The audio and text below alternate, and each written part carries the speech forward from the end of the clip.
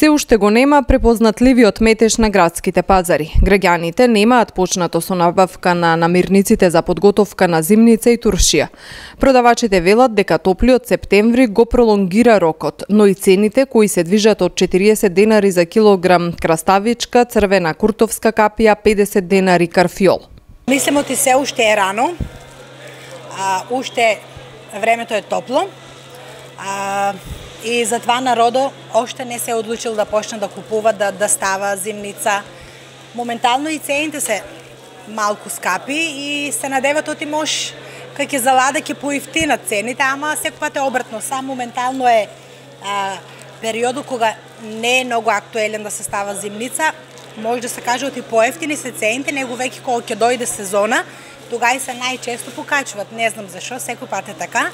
Ама уште е рано, септември още топол, најчесто октомври барем. Низ годините се намалува интересот за подготовка на зимска храна, велат трговците. Причините се различни.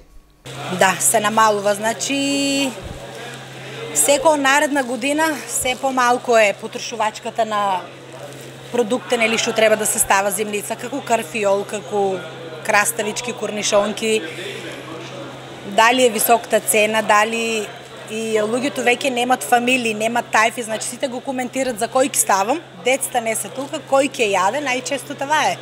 И стават ради реда, ето, да им се најде малку зимат како им се прејаде нешто кисело.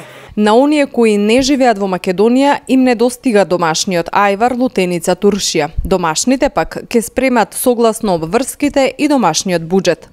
Почнавте ли со подготовка за туршија, за зимници, ќе правите ли? Не правиме, ние ништо не сме тук. Така. Во Швајцарија сме, за 2 недели ќе си одеме и не правиме ништо. А ви недостасува ли таму македонската туршија, македонскиот ајвар? Не ни достасува, има една турска продавница, купуваме од таму.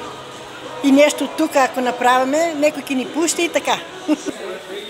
Рано ни уште, внуци гледам, прво да завршам со нив, после. Младите ја негуваат ли таа кулинарска традиција? Прават ли?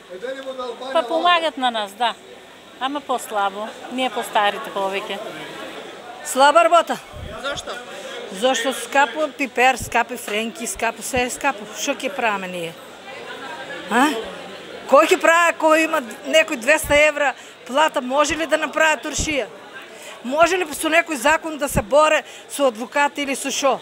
Во зависност од цената на пипирката, црниот домат, корнишоните, карфиолот и останатите производи, секако и планираната количина, едно семејство би потрошило 100 евра цех за зимницата.